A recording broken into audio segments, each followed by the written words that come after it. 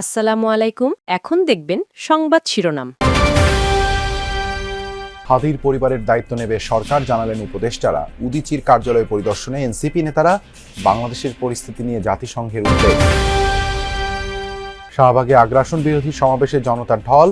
হাদির হত্যাকারীদের আইনের আওতায় আনার দাবি, আধিপত্যবাদ রুখে দেওয়ার প্রত্যয়। ট্রাভেল পাস নিলেন তারেক রহমান, স্বাগত জানাতে প্রস্তুত বিএনপি। নির্বাচনকে বাধাগ্রস্ত করতে ষড়যন্ত্রের অভিযোগ মির্জা ফখরুলের। আজ দেশে আসছে সুদানে সন্ত্রাসী হামলায় নিহত 6 সেনা সদস্যের মরদেহ। রাষ্ট্রীয় মর্যাদায় হবে জানাজা ও দাফন। এতক্ষণ দেখছিলেন সংবাদ শিরোনাম, এখন দেখবেন বিস্তারিত। শরীফ ওসমান হাদির পরিবারের সঙ্গে সাক্ষাৎ করেছেন সরকারের 3 উপদেষ্টা নূরজাহান বেগম, ফরিদা আক্তার ও শারমিন এস মুর্শিদ।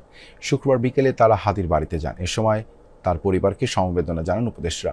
সেখানে তারা জানান, হাদির পরিবারের দায়িত্ব নেবে সরকার। হাদিকে সুস্থ করতে সব ধরনের ব্যবস্থা নিয়েছিল সরকার। এ সময় তারা হাদির রুহের মাগফিরাত কামনায় সবার দোয়া চান। বলেন, হামলায় জড়িতদের দ্রুত বিচারের আওতায় আনা হবে। যখনই গুলিটা লাগলো সাথে সাথেই ঢাকা মেডিকেলে গিয়ে আমাদের সকল ডাক্তার, সকল নার্স একেবারে জান প্রাণ দিয়ে তার জন্য পাশে থেকেছে। এই ছোট্ট বাচ্চাটা যে তার বাবার কোনো স্নেহ পাবে না, তার মা বয়সে অনেক কম, তো সেদিক থেকে আমরা এটা ঘোষণাই দিয়েছি যে তার স্ত্রী এবং সন্তানের দায়িত্ব সরকার নেবে। এই কষ্টটা যেন আমাদেরকে সেই ঐক্যের জায়গায় নিয়ে যায়।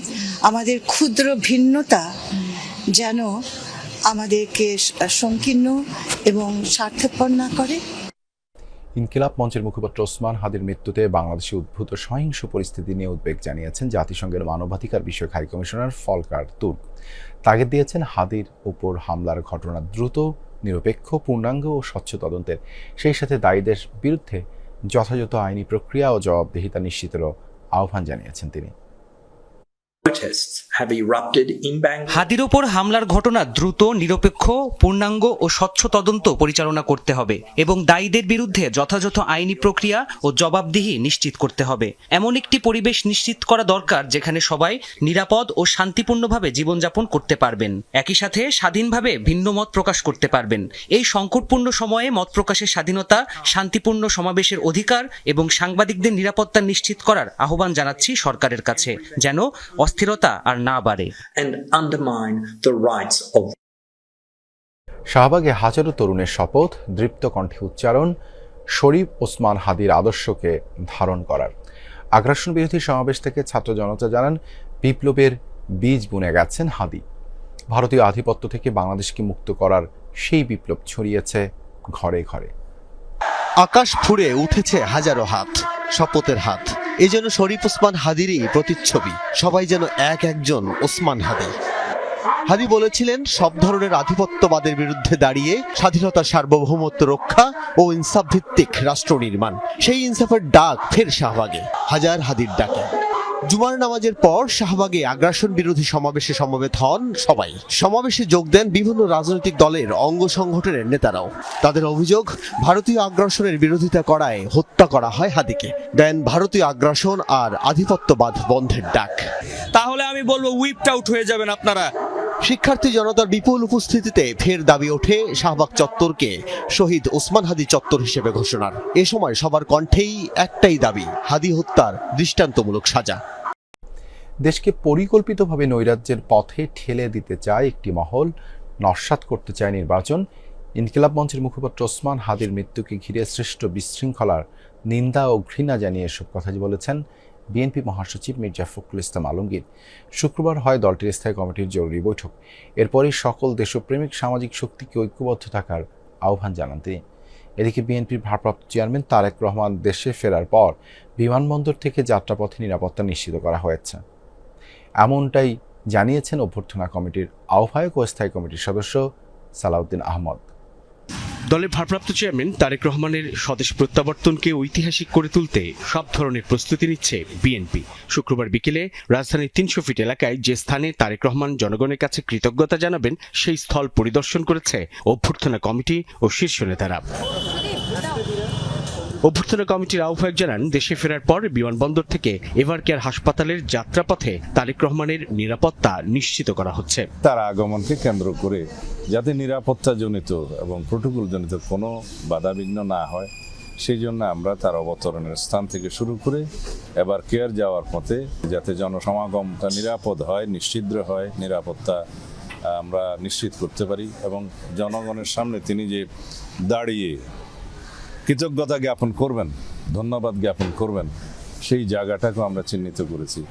এদিকে রাতে গুলশানে দলের চেয়ারপারসনের কার্যালয়ে ভারপ্রাপ্ত চেয়ারম্যান তারেক রহমানের সভাপতিত্বে বিএনপির জাতীয় স্থায়ী কমিটির জরুরি বৈঠক অনুষ্ঠিত হয়। ঘণ্টাখানেকের বৈঠক শেষে স্থায়ী কমিটির সিদ্ধান্ত জানান মহাসচিব মির্জা ফখরুল ইসলাম আলমগীর। কাপুরুষোচিত এই হত্যাকাণ্ডের আমরা তীব্র ঘৃণা ও নিন্দা জানাচ্ছি।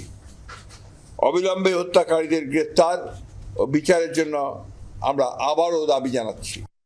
সুদানের আবেইতে জাতিসংঘ শান্তিরক্ষা মিশনের দায়িত্ব পালনকারী সন্ত্রাসীদের হামলায় নিহত বাংলাদেশ সেনাবাহিনীর 6 বীর সদস্যের মরদেহ ঢাকায় আসছে আজ। লাল সবুজের পতাকায় মোড়ানো 6 কফিন ঢাকার শাহজালাল আন্তর্জাতিক বিমানবন্দরে পৌঁছাবে সকাল 11:15টায়। দেশে ফেরার পর যথাযথ রাষ্ট্রীয় মর্যাদায় এই বীর সন্তানদের জানাজা ও দাফন সম্পন্ন করা হবে।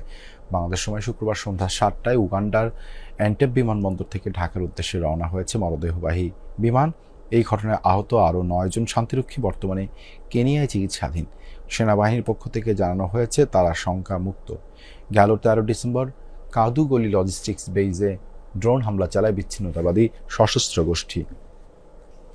নাটোরের সুগার মিলে দুর্ধর্ষ ডাকাতি 4 মাস পার হলেও উদ্ধার হয়নি কোনো যন্ত্রাংশ। ফলে পাবনার বন্ধ থাকা সুগার মিল থেকে যন্ত্রপাতি এনে চলতি মৌসুমে আখ মারাই কার্যক্রম সচল রাখা হয়েছে। সিসিটিভি ফুটেজ ও তথ্য প্রযুক্তির সহায়তায় এখন পর্যন্ত সংঘবদ্ধ ডাকাত চক্রের 23 সদস্যকে গ্রেপ্তার করা হয়েছে। জব্দ করা হয়েছে ডাকাতির কাজে ব্যবহৃত 2টি ট্রাক। দ্রুত মিলের লুণ্ঠিত মালামাল উদ্ধারের দাবি জানিয়েছেন সংশ্লিষ্টরা।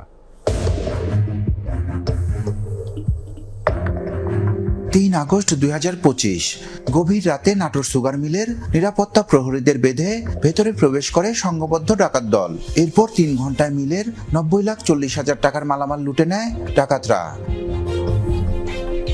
সেদিনই মিল কর্তৃপক্ষ মামলা করলে অপরাধীদের ধরতে মাঠে নামে আইনশৃঙ্খলা বাহিনী।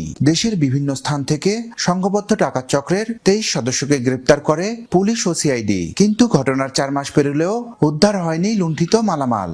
ডাকাতদের ধরা হয়েছে ঠিকই, কিন্তু আমাদের মেলটার যে যন্ত্রপাতিগুলো আছে এগুলো আমরা এখনো বুঝে পাইনি। আমরা নাটোরবাসী হিসেবে চাই যে সুগার মিলের যে মালামালগুলো ডাকাতি হয়েছিল সেই মালামালগুলো দ্রুত উদ্ধার করা হোক। দ্রুত গতিতে আমাদের এই মালগুলো আমাদের মেলে পৌঁছানোর জন্য আমি উদাত্ত আহ্বান জানাই। বর্তমানে পাবনার বন্ধ থাকা সুগার মিল থেকে প্রয়োজনীয় যন্ত্রপাতি এনে শুরু হয়েছে 2025-26-এর